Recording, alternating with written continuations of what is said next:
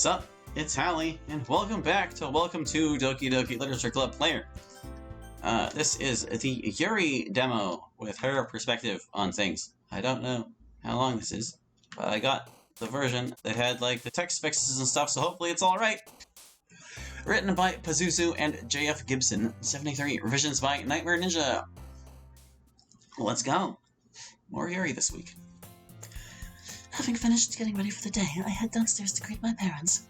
As I step into his view, my father looks up from his laptop and smiles. Good morning, Daisuke. I smile at his terms of endearment, but I'm surprised at him working this early. Good morning, Father. I thought you've always waited until Mother and I left for the day before you begin writing.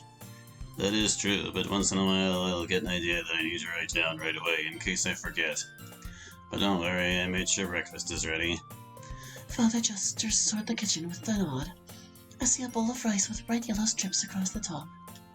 Is that Onigo-han? Father smiles as he nods. I remembered how much you liked that dish when we went out for Mother's birthday. I've been meaning to try it for a while now. I begin walking towards the table with my eyes wide and my mouth open. It is a moment before I realize I haven't said anything. It looks amazing. Thank you so much. I don't know much about delicacies, but I'm pretty sure this isn't easy to come by. Is there a special occasion? I ask as I sit to begin my meal.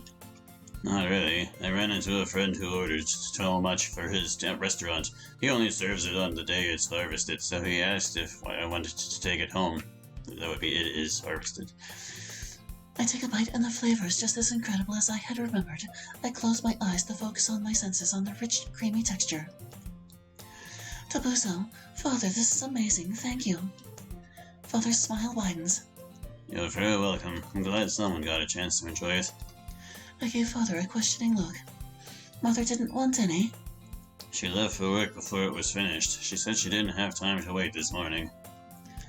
I feel a tinge of sadness. Mother is extremely dedicated to her profession, which I have always admired.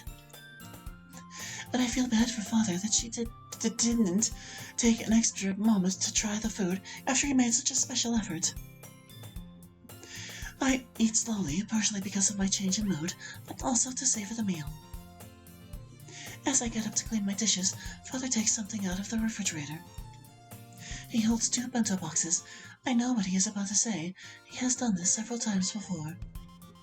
I was making you lunch and I had enough extra that I thought you could bring some for Natsuki if she's interested. I stand in stunned silence for a moment before I am able to react. Thank you so much, Dad. I know she will appreciate this. His kindness never ceases to amaze me. I hope that I can always remember to treat others as well as he treats me. You set such a good example. I always try to think about what you would do when I'm around other people. I lower my head. I just wish I could actually talk to them. I can feel my eyes starting to water. Father put a hand on my shoulder. Yuri, I know it can be difficult for you to find the right words around others. Everyone has something they struggle with. We all have to learn to be comfortable with ourselves, even if there are things we would like to change. What I want most is for you to see what I see, that you are already perfect just as you are, right now, today. His words sink in, and I can't help myself from reaching out to hug him. I know that I shouldn't be showing so much affection, but my father has never made me feel uncomfortable about it. He hugs me back tightly for several moments, then he takes a step back to look me in the eye. Don't ever feel like you need to change yourself just to meet anyone else's expectations. I rub my eyes with my sleeve. Not even Mother. Father seems to take a moment to think before responding. Your mother wants the best for you, the same as I do. She and I just have different ideas about how that should happen. I look down at the ground again. Yuri, we can talk more about this again anytime you like. Right now, though, you should probably get going if you're going to meet up with Natsuki. I place the boxes in my bag and start to walk out. Father sits down on the couch and restarts his laptop. As I open the door, I stop and turn back to him. Father. He turns to me with a look that lets me know I can tell him anything. Thank you for everything. Stepping outside, I begin the walk to school. As usual, my thoughts are going a mile a minute. I start to think through an imaginary conversation, something I do all too often. I'm oblivious to everyone around me until my concentration is broken by the shouts of a laundry pole driver. I suddenly realized I've almost passed the intersection where I usually meet up with Natsuki. I was so caught up in my thoughts, I don't even remember the walk here. I look back in the direction I came, noticing details that I passed by moments ago, until another voice grabs my attention. Did you forget something? Don't tell me you have to run back home. Did I guess right? I turned to see Natsuki approaching. Good morning, Natsuki. I just wasn't paying attention, or much attention, to what I was doing. You need to stop zoning out so much. You have to be aware of your surroundings so you can be ready to act on a moment's notice. Like me. For example, you see that guy coming towards us? Natsuki tilts her head forward in the direction of a man on the same side of the street as we were. Are. He's another 6 or 7 minutes away, but I'm already prepared to knock him on his ass if he so much as blinks in our direction.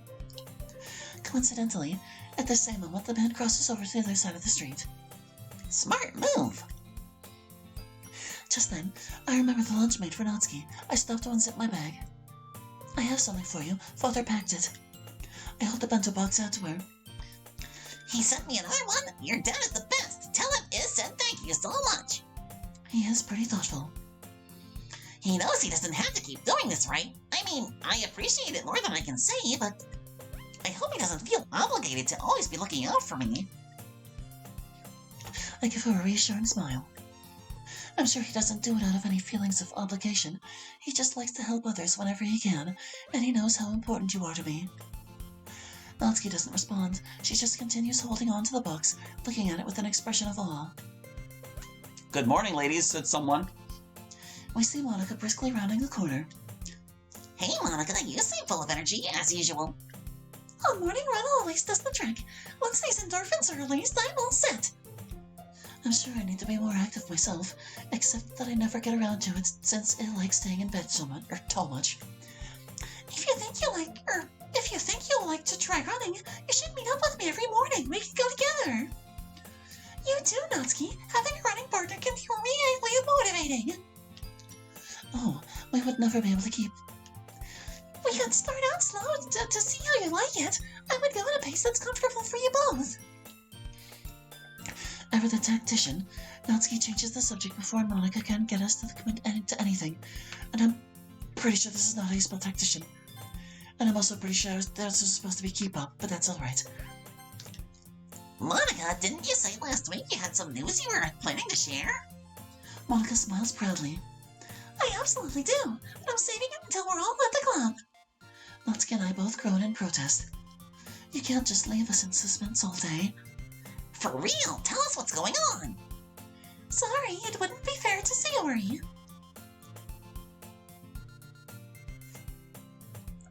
We step into the school entrance hall and head for our lockers. See you both after school. Bye, Monica. I begin to remove my shoes.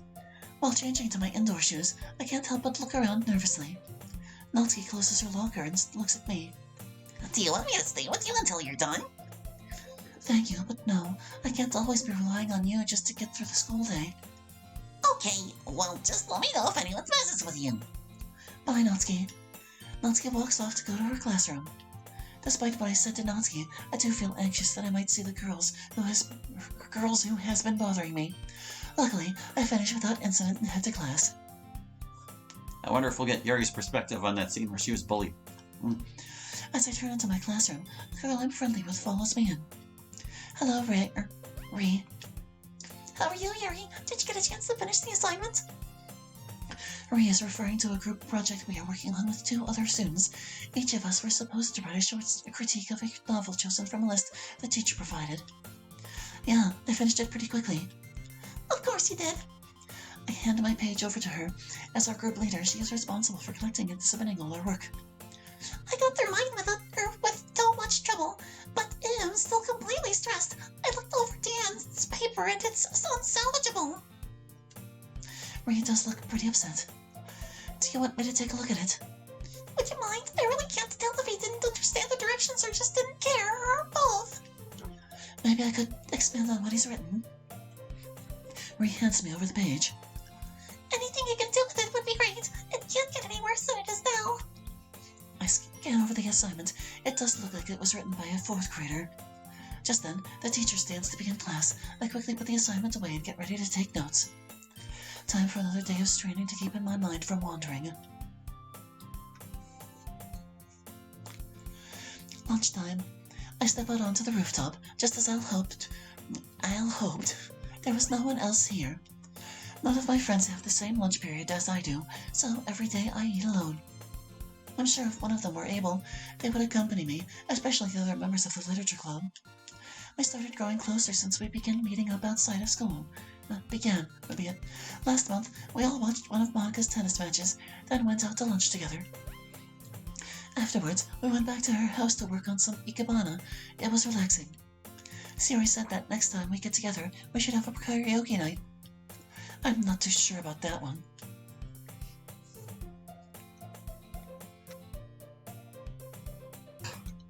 After my last was finished, I head to the room where the literature club always meets.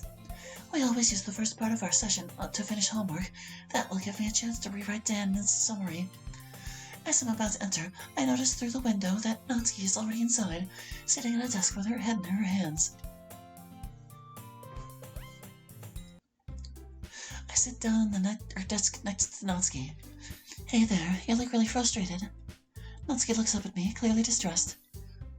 I can't imagine a situation in my adult life when I am going to need to remember how to balance chemical equations. I don't plan on going into pharmaceuticals. I didn't care much for stoichiometry either. I was glad when our class finished that unit. But even though it seemed complicated at first, I was able to complete the assignments without too much struggle. That's how school has always been for me.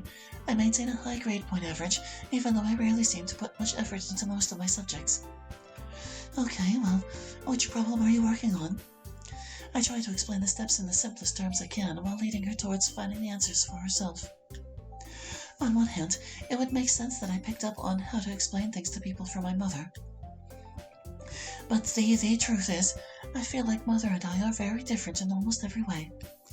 I often wonder how I became so patient and understanding when she is always so easily flustered. After I finished helping Natsuki, I decide to read for a little while. I take out Father's novel, which I'll be rereading again to see if my interpretation has changed.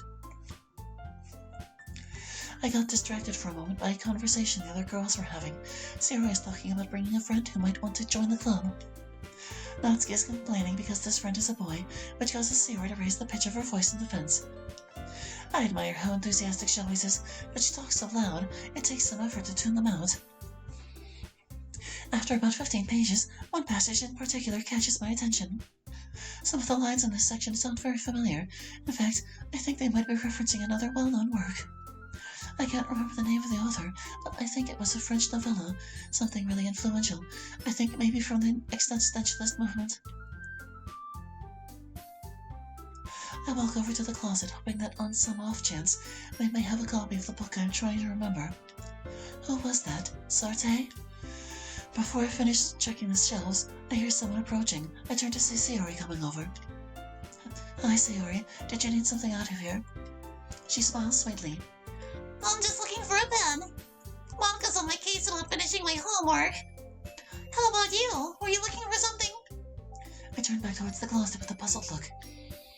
I thought I might have a book I was thinking about. I realize I am completely blocking the doorway from Sayori. I'm sorry, here. I think there might be some pens in the box. She opens it to find several brightly colored gel pens. Oh, this is so perfect! My favorite color! She holds up a pinkish orange pen. It is definitely not a common color for writing instruments. Is that coral? Sayori smiles triumphantly, staring at the precious discovery in her hand.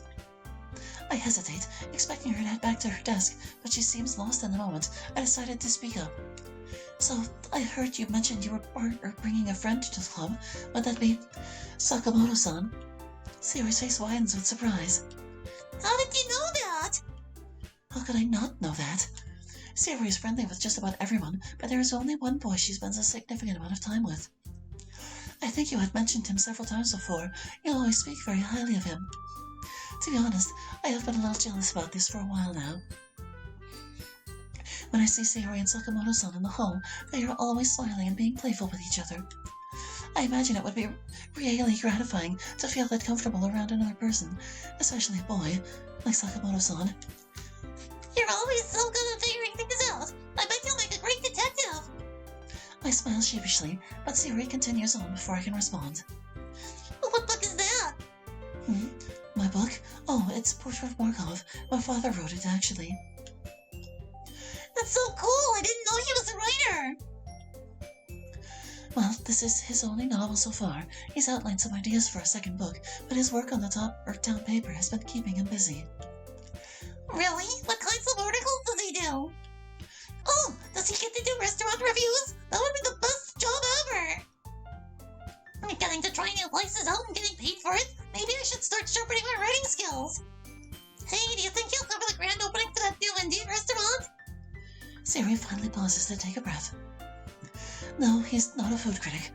Although we did talk about going to that opening, except that it's the same day as the festival, so I anticipated that I wouldn't want a big meal. Siri's excitement level springs right back up to maximum. That's right! The festival's going up! What do you think we'll end up doing?